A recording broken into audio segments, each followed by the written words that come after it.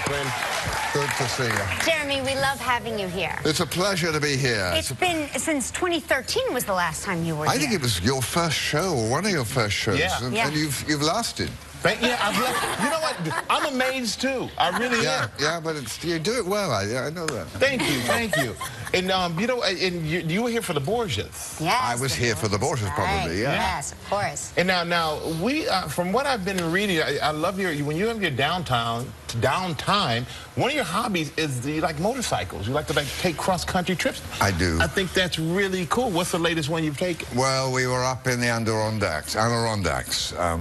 A couple of months ago, just as during the fall, which was beautiful. The lakes and empty roads. Everybody had gone home, so we had the roads to ourselves, and we were a fine group of people, about 6 of us, and that was a fantastic way to travel. Because it has an element of danger. Mm-hmm. You know, you can kill yourself very easily on a motorbike, and so that keeps you awake and keeps you. And we try and see a bit of art at the same time. We try and stop at galleries, so you get... It's a great way to see art, because on a motorcycle, all your nerve endings are sort of fairly near the surface, because you're going quickly and, you know, you could fall off. And so when you stop, you're buzzing. And then you go and see some great paintings or some great sculpture, and you're open to it. Yeah. It's a fine way to spend time. Jeremy, I love your voice so much. No. Will you leave the voicemail on my outgoing thing so when people call? Of course I will. You will? Just don't tell my wife. I won't. I will tell no one, I swear. All right. I love your voice so much. It's so great. So where else do you go to escape? I go sailing. I have places in Ireland. I spend time horse riding. I spend time in my garden. I spend time with my dog. I love homes. I love real estate. And I hear you live in a castle. Well, about 15 years ago, I bought a ruin. It had been ruined in 1603. Oh, my goodness. Look at that. There it is now. It's no longer a ruin. And it had been ruined by the English, and it had been abandoned for 400 years or whatever.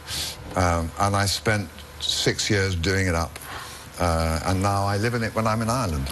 Jeremy, that's exactly how I imagine you living. Really? I swear I'm not kidding. If I could imagine your home, that is what I would picture. Well, you'd love it, because there are a lot of stairs. And I remember when I was working with the builders, because I sort of did the job with them, and they were complaining about the stairs, because we don't have a lift. We have a service lift outside, but we don't have a lift for those who need to get to the 7th floor. Right. And they were forever moaning, you know what builders are like. And I said, listen, think of the gym bills that you're saving. And you'd love staying there, because, you know, everywhere you want to go, you've got to go upstairs, downstairs. Great for the legs. But I'm curious, when you look at, is it hard to maintain? It gets very wet at this time of year. We've had an enormous number of storms. You've probably seen there's been flooding in Ireland and northern England. The snow you had fell on us as rain. Right. And so, yeah, you have to... We repainted it this year for the first time for 15 years. So it's a bit like having a boat, because you're on the water. You get all the weather comes in. I mean, the next thing from us that way is America. So we get all that Atlantic wind and rain, and it sometimes just comes in sideways. And it's a solid building. At the bottom, the walls are 10 foot thick. So they're designed to absorb moisture and then evaporate it. But if you get a lot of moisture, then it just absorbs it, and it's just there. When we showed the picture of the castle, there is a sailboat in the harbor. Yeah, that's my little sailboat. That's your sailboat, too? Yeah, that's my little sailboat. It's not always that blue, but it's sometimes blue. Don't you want to go there? I want to go there. Yeah, well, come. I want to. I mean, if I'm there, if the flag's flying, because that's the sign I put out to the neighbors to come around, the flag's flying, call in. Perfect. Perfect. I like that. I make a great cup of tea. Yeah. I bet you do. I bet.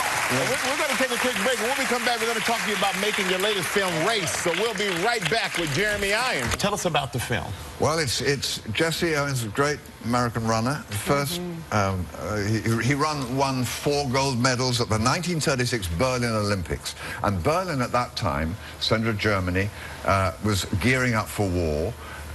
it was treating its minorities very badly. The gypsies, the Jews, anybody who didn't quite fit into that Aryan image of perfection in their eyes. And there was a lot of controversy about whether America should go, whether by the American team going to those Olympics, it endorsed the political situation at the time, what was going on there. And that was eventually America did go, and Jesse Owens, much to Hitler's dismay, won 4 gold medals, came back.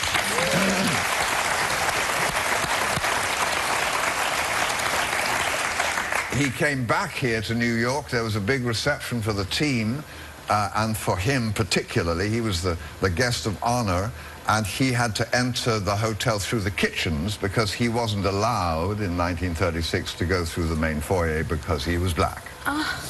So it's an extraordinary film. It discusses many things. It's called Race because it's about a race, about races, but it's also about race, about what race we are. And who do you play in the film? I play Avery Brundage, who was the president of the Olympic Committee, who was the man who really persuaded the team and the rest of the committee to allow the American team to go. He was a man who believed implicitly that sport should rise above politics. Sure. Well, you know what, let's look at a clip from the movie, and in this clip, the U.S. Olympic Committee discusses boycotting, almost boycotted the 1936 Olympics in protest of Hitler. So here's Jeremy Irons in Race.